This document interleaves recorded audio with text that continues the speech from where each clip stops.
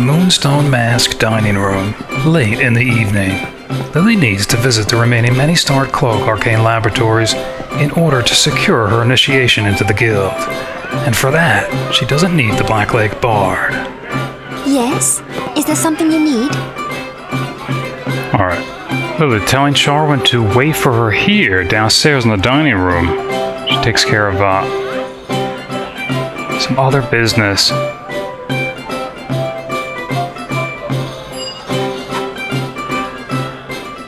The remaining laboratories are in the plague-racked districts of the Docks, Peninsula, and Beggar's Nest, and Lilly doesn't know what to expect. She'd rather visit each one undetected, invisible.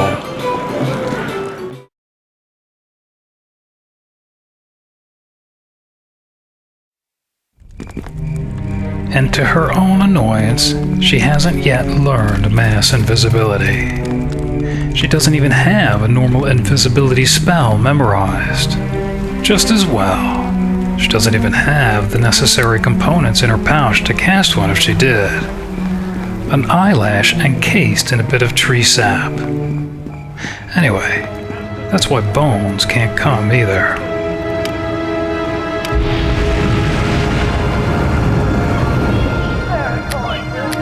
Lilly pops the stopper, quaffs an ounce of the thick, gummy amber liquid, and disappears, literally, into the shadows.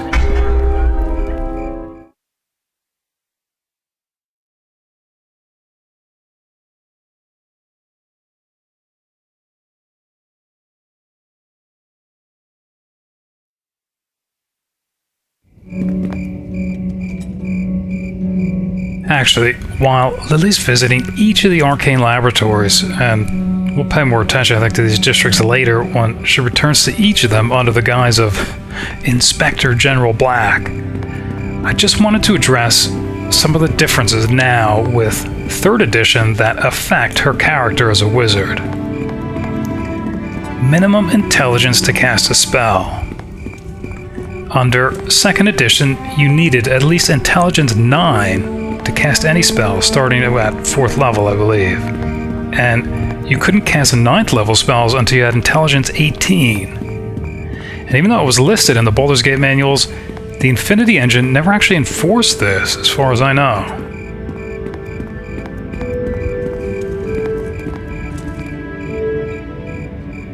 Wow. Alright. You can see here all these thugs are walking around in the Docks district.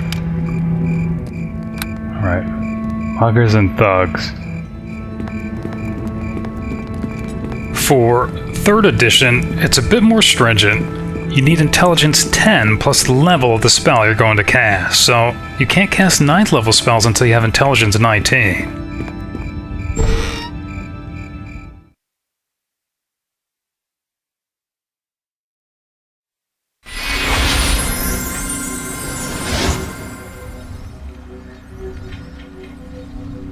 Alright, sure enough, here's a water mephit.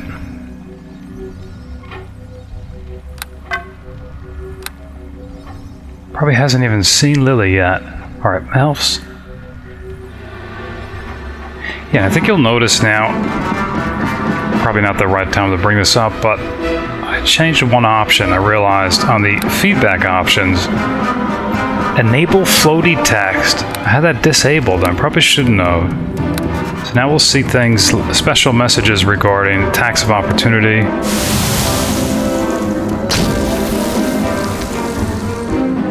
Knockdown and coup de grace, things like that. Alright, Rod of Frost.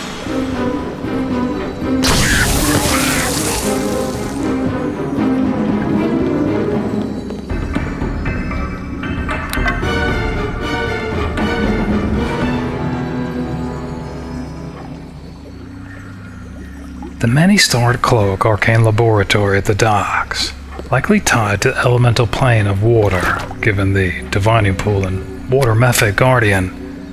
And sure enough, by the pool is a flask of water with something written upon it. Alright, written on the tape that stretched across the flask For while the water should have generally been proud, having existed far longer than many of those within this world, it could not exist without a solid foundation to settle in upon, and for that it remained humble. I think once she acquires the components from all 4 laboratories, we'll have to review these again. As she said, to mark while the order. Lilly will contemplate what that means once all 4 items have been recovered. Otherwise, she collects some spell components, including eyelashes and tree sap, and memorizes invisibility so she can leave undetected.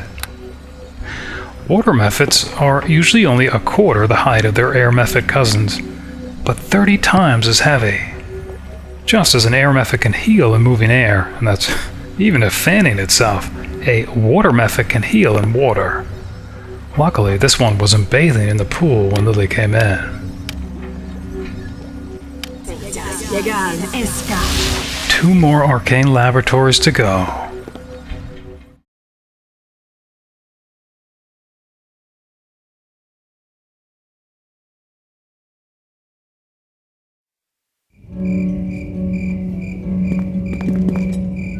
Uh-oh, alright. Thought she was gonna be stuck.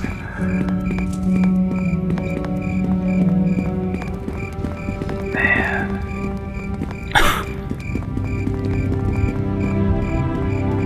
Alright. Continuing with the differences that affect the wizard class.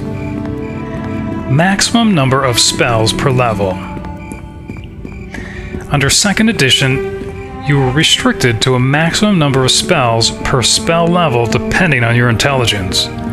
Effectively, you couldn't learn all available spells unless you had at least intelligence 19. For 3rd edition here, there is apparently no such limit, neither in the system nor here in the game engine, which of course makes Lilly's job easier. She can simply learn every scroll she doesn't already know, without having to, say, store them at a desk drawer at the Moonstone Mask.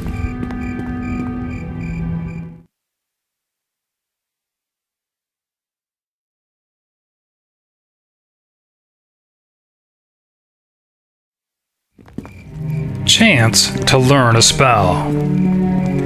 Under 2nd edition, this was expressed as a percentage, and the higher your intelligence, the more likely you were to successfully learn a spell from a scroll. It was actually guaranteed with intelligence 24.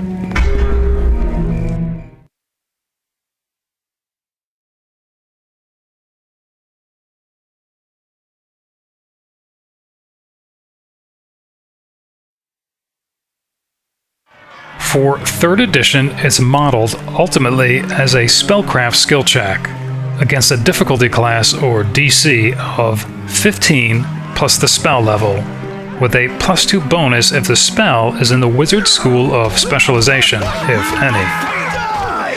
The game engine here implements this check in order for your character to identify spells being cast by the enemy, which of course is useful for things like counterspelling.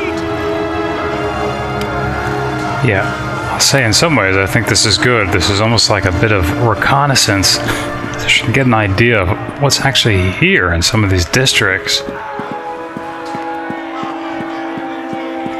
To even know who she might even bring to assist her. But, as far as I can tell, the game engine doesn't appear to be enforcing this check when learning spells.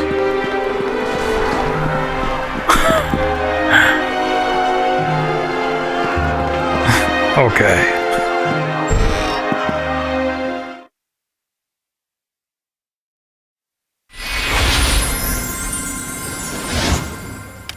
Alright, this time an earth mephit.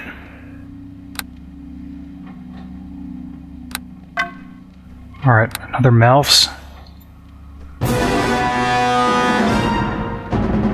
Followed by Rod of Frost. Oh boy.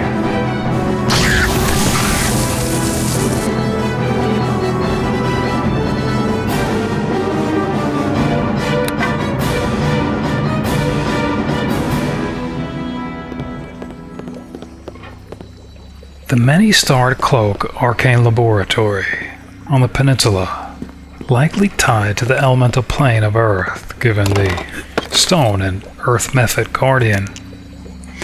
And sure enough, among the rocks is a careful mixture of earth, a small bit of rare earth clay.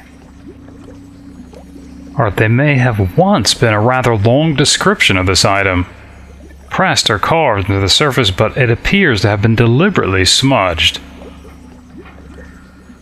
So if all four components do have a clue, we're missing this one.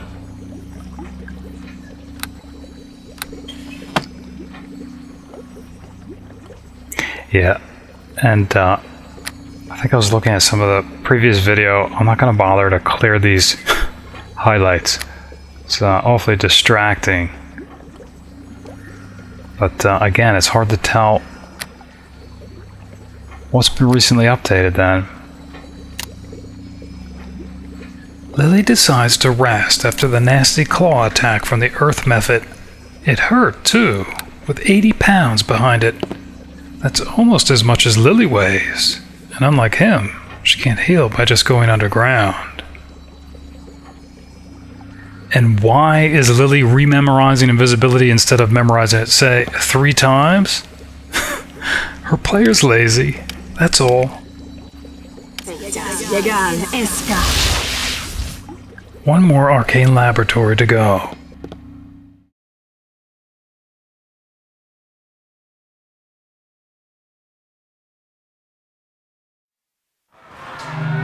Alright, continuing with the differences that affect the wizard class. Saving throws versus spells. This is actually probably the biggest change. Under 2nd edition, if a spell offered a saving throw, the difficulty was predetermined by the creature attempting to make the save alone. Each class had their own table with level-dependent saving throw versus spell in order to save. For example, a 1st level fighter might have had a 20% chance, a 12th level one a 55% chance to save.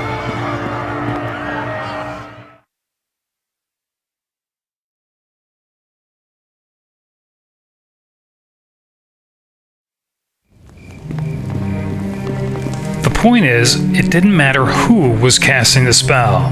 It only mattered at whom the spell was being cast.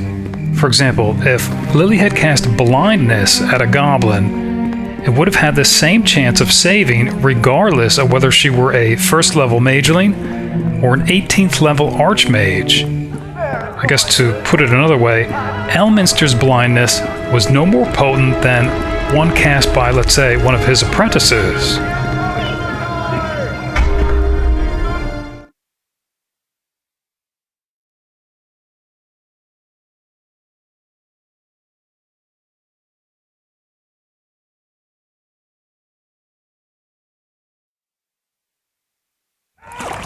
For 3rd edition, they change this, and they take the spellcaster into account.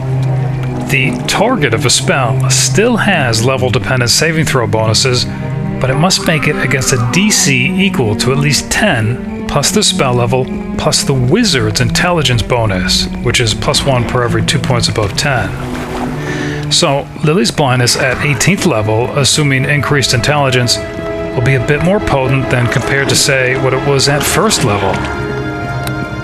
Yeah, this place is crawling with undead. I think she was entertaining the idea of bringing little Lanero here. Hope I'm pronouncing that right. I think I used to say Lanero. I think it's Lanero. In short, there are more practical motivations to increase intelligence now.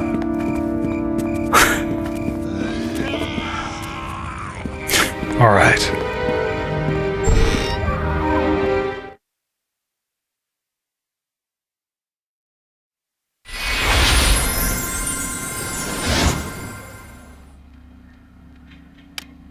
Alright, so here's the last guardian, a fire mephit. Not sure if the light gives her away. Alright, Melfs. Nice.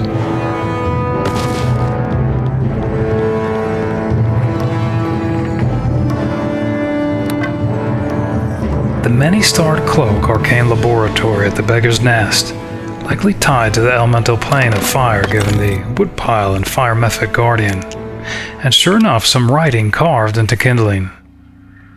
Alright, this fourth component does have something, a bit of kindling wood, carved into it, and the fire was angry that it could not overcome the rain above. The air taunted the fire, knowing that the fire needed the air to live.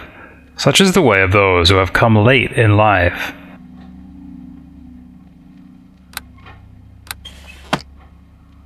She'll have to examine all 4 items at the Cloaktower.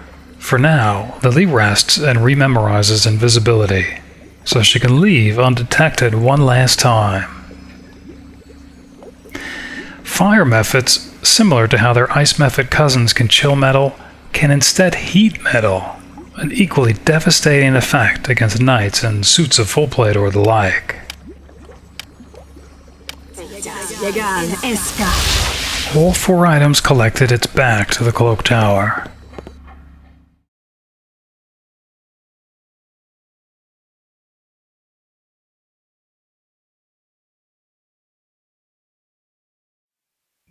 And the last difference worth mentioning that affects the wizard class? Magic resistance, or spell resistance.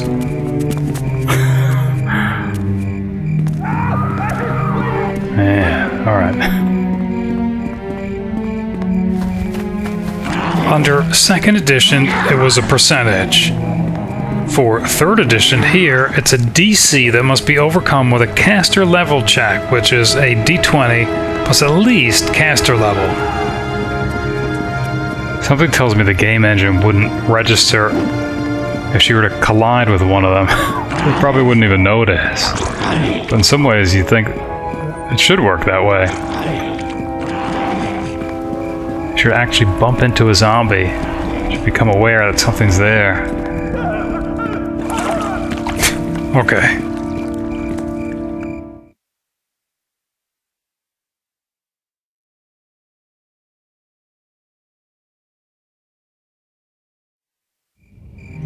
Lilly, although she wouldn't want to admit it, is a bit nervous. She never had to qualify for initiation into a mage's guild before. She has no idea what to expect. She's not sure what she'll do if they dare refuse her. She can't imagine how she could possibly compel the guild to reconsider. She only hopes their refusals are done discreetly and with an opportunity for appeal.